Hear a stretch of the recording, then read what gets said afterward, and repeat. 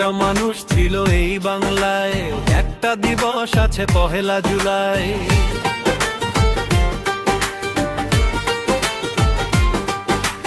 একটা মানুষ ছিল এই বাংলায়, একটা দিবস আছে পহেলা জুলাই। সে যে আমাদের বিধান চন্দ্র রায়, সে যে আমাদের বিধান চন্দ্র রায়। সে যে আমাদের বিধান চন্দ্র রায়। তুমি বিধান এই বাংলার নির্মাতা,